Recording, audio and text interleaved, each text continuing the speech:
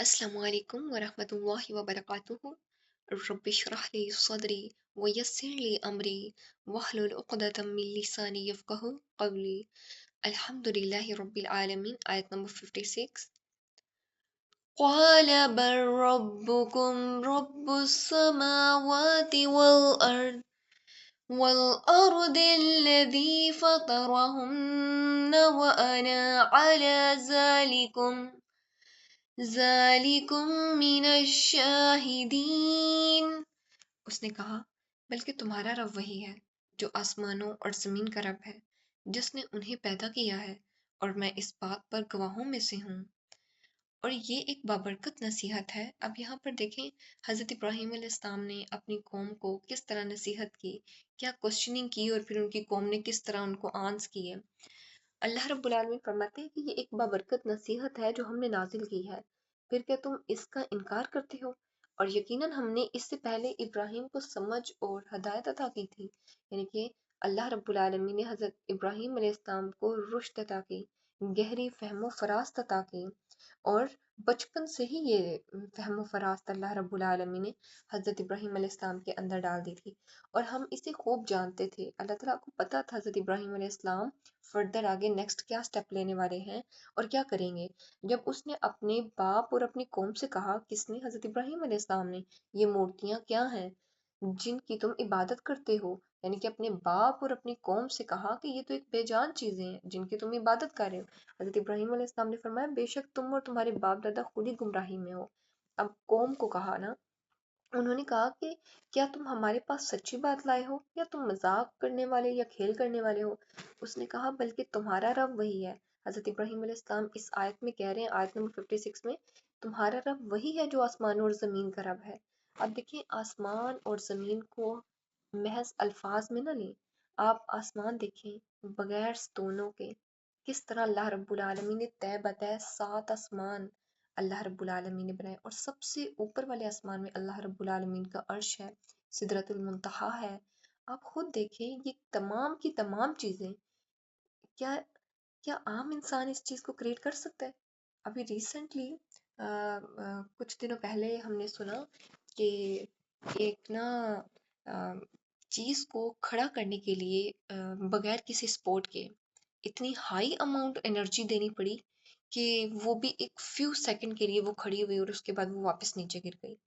It's مین اوپر نیچے دائیں بائیں اتنی ہائی اماؤنٹ اسے انرجی دینی پڑی اور فورس دینی پڑی کہ ٹھیک وہ کچھ دیر بعد وہ اپنی ٹھیک اصلی جگہ پہ آ کے گر گئی۔ تو آپ خود دیکھیں کتنے سالوں سے اللہ رب العالمین نے زمین اور آسمانوں کو کس قدر خوبصورتی کے ساتھ طے بطے اپنی جگہ پہ ایڈجسٹ رکھا۔ کیا یہ اللہ رب العالمین کے واحد ہونے پہ اور ہر چیز پر قادر ہونے پہ ایک اسٹرانگ دلیل نہیں ہے جس نے انہیں پیدا کیا؟ اور میں اس پر گواہوں میں سے ہوں۔ حضرت ابراہیم علیہ السلام کہتے ہیں جو تمام چیزیں اس نے کریٹ کی ہے میں گواہوں میں سے ہوں۔ آیت نمبر 57 وَتَاللَّهِ لَأَكِيدَنَّ أَصْنَامَكُمْ بَعْدَ أَن تُوَلُّوا مُدْبِرِينَ۔ اور اللہ رب العالمین کی قسم، میں تمہارے بتوں کے لیے ضرور ایک خفیہ تدبیر کروں گا اس کے بعد کہ تم پیٹھ پھیر کر جاؤ گے۔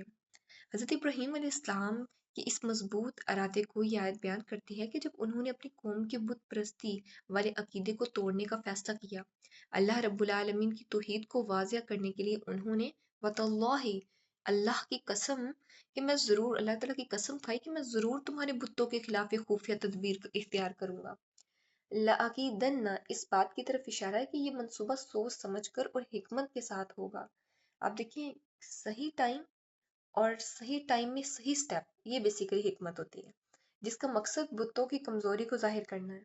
لفظ اسنامکم ان بتوں کی حقیقت کو بتانا تھا کہ محض یہ بے جان مورتیاں ہیں، یہ نہ فائدہ دے سکتی ہیں نہ نقصان۔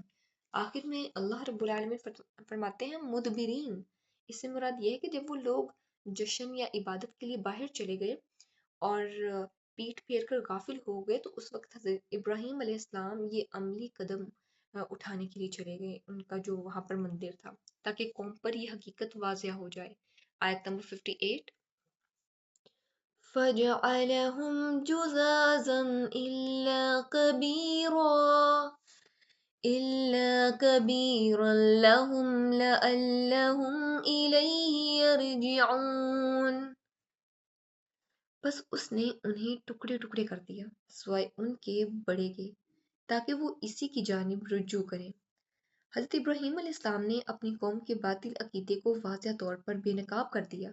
फ़जअलहुम जुज़ाज़ा, उन्होंने बुतों को टुकड़े टुकड़े कर दिया, यानी उनकी मुकम्मल बेबसी और कमज़ोरी को ज़ाहिर कर दिया। या मंदिर में मौजूद जितने भी बुत थे हज़रत इब्राहीम अलैहिस्सलाम ने सबको टुकड़े टुकड़े कर दिया, लेकिन जो एक बड़ा बुत था उसे सेव रखा, ताकि वो आए और इस चीज़ पर गौर करें कि ये एक सिक्योर है और बाकी सारे के सारे बुत टूट चुके हैं, ताकि उनकी जो अक्ल है उसे एक दफ़ा झंझोड़ें। आयत नंबर 59, قالوا ما فعل هذا بآلهتنا إنه لمن الظالمين। उन्होंने कहा, किसने हमारे मबूदों के साथ ऐसा किया है, बिलाशुबा वो यकीनन जालिमों में से हैं। जब हज़रत इब्राहीम अलैहिस्सलाम ने बुतों को तोड़ दिया तो कौम हैरान व परेशान हो गई और गुस्से में आकर सवाल करने लगी कि ये काम किसने किया। मा फ़अल हाज़ा बिआलिहतिना, इनके ताज्जुब और गुस्से को जाहिर करता है कि हमारे मबूदों के साथ ये गुस्ताखी किसने की। यहाँ वो ये भी नहीं सोच रहे थे कि ये बुत खुद बेजान है, बल्कि इन्हें आलिहतिना अपने मबूद कहकर इनकी ताज़ीम कर रहे थे।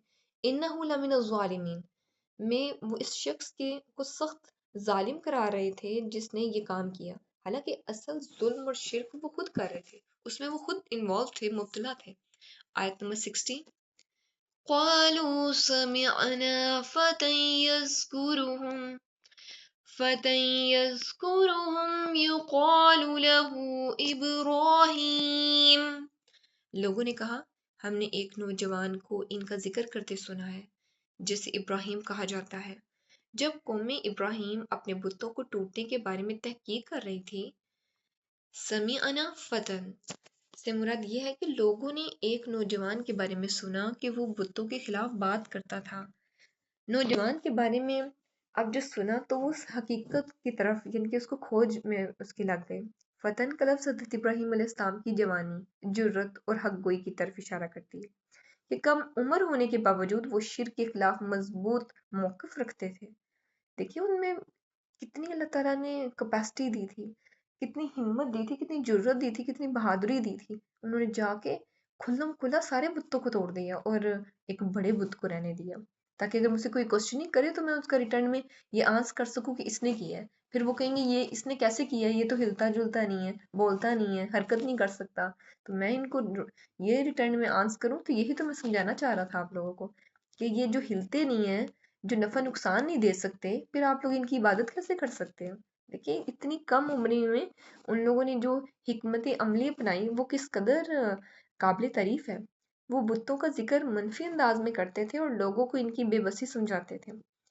आखिर में युक़ालु लहु इब्राहीम, ये वाज़िया हुआ कि वो नौजवान हज़रत इब्राहीम अलैहिस्सलाम ही हैं जिन्होंने अपनी कौम में तौहीद का पैगाम बुलंद किया और शिर्क को चैलेंज किया।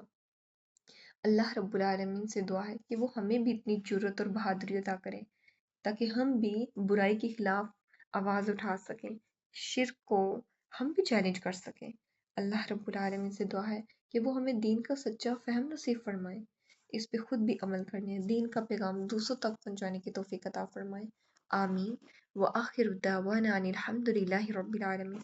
सुब्हानकल्लाहुम्मा व बिहम्दिका नशहदु अन ला इलाहा इल्ला अंता नस्तगफिरुका व नतूबु इलैक। अस्सलामु अलैकुम व रहमतुल्लाहि व बरकातुहू।